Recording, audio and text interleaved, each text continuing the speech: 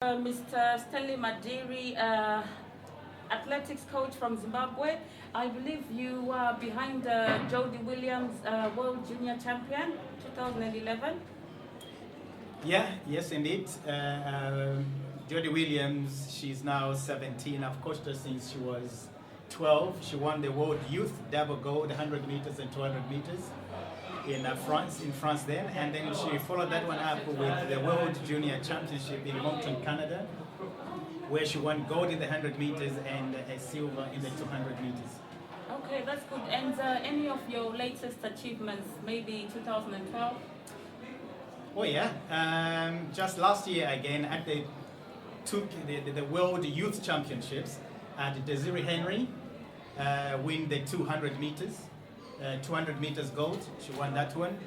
And just this year at these Olympics, actually, if I may take you back slightly, at the opening ceremony, one of the legacy athletes that we brought in as to hand over to receive from the senior Olympians to the next generation of talented kids, Desiree Henry was the only female sprinter that was there that lead the code run to open the event. So that's Desiree Henry. I've worked with her again since she was 11.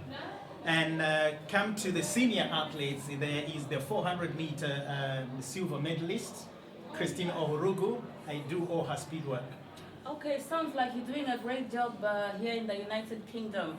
If we come back to Zimbabwe now, the Zimbabwean Olympic team is here and they are currently performing in the Olympics.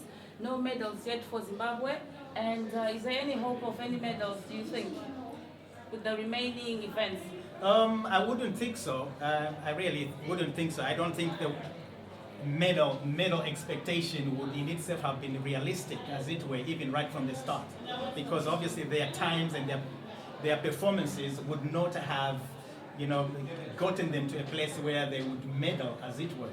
It was a performance that was in itself just to qualify to come to the Olympics, which was a great feat in itself and must be applauded. But if you are looking for medal performances, it takes a whole lot more than just what possibly these three athletes have done, much as I commend their efforts for doing that. So what do you think is lacking in Zimbabwean sport? I wouldn't be comprehensive about what is lacking, but having worked with athletes that have taken through to the World Championships and Olympic, medalling situations, what I know is talent is in abundance, talent is in abundance back home in Zimbabwe. It is simply the interventions that we put in place to cultivate and nurture this talent to make it winning talent. If we leave it to develop on its own accord, it will develop, but at what rate and for which destination?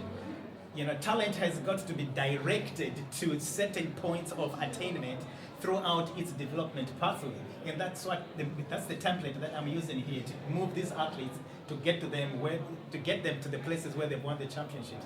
That's what we probably need back home, and we've had it before, and I think it's not exactly difficult to put that in place.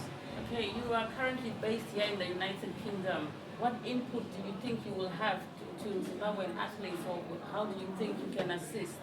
Because you are a Zimbabwean and it is also your duty to take part in improving and making sure that we win some more medals at the next Olympics. I'm not so sure winning medals at the next Olympics is going to be possible, because Olympic cycles start 4 years before, and we're already behind that schedule, I must say. We might probably start investing for the future cycles, probably 2 or 3 cycles of the Olympics to get them there. That's how realistic it is. We cannot just look at the next 3-4 years to get a medal, but we can start somewhere. Not that we are static, not that there's nothing going on, but that we can put in acceleration mechanisms, as it were, just like all the other countries have done in Africa, from Africa. The Zimbabweans that are in the diaspora are Zimbabweans that must in themselves contribute to, the raising of the brand of the Zimbabwean nation, as a country. And I have met a lot of athletes who are Zimbabweans who would readily be willing to compete for Zimbabwe, as it were, but the brand has got to be right. We've got to make the brand right to attractive for them to come and want to to lend their talent, to lend their creativeship to it, as it were. You are a successful coach here in the United Kingdom. What are you going to do to help the athletes in Zimbabwe? I've offered on several occasions, because the only thing that is going to improve athletes is the coaching intervention. And I've offered myself, several times to the association to get involved. However they see it possible that I must get involved, I'm willing to be involved. Most of the major championships do take part away from home anyway, in the diaspora. That's where they take part in. And it wouldn't be unfeasible for me to get involved in that regard. Just now I've offered myself to bring in the national coach. Right now I'm running, there's a conference going on for all international coaches, for which I'm a speaker, and I'm speaking there, and I've invited all the coaches from Zimbabwe who are currently with the national team to come there, because that is one step. That's one step that in which we can enhance our coaching capacities. And if our capacities are increased, that will filter down to the input that we make into the athletes. So that's a contribution on my part, I think. Okay, that sounds like a very good contribution. That was Stanley Madiri, Zimbabwean athletics coach, currently based in Luton, is it? Yes, currently based in Bedfordshire, yeah. Okay, thank you very much, Stanley Madiri. Pleasure.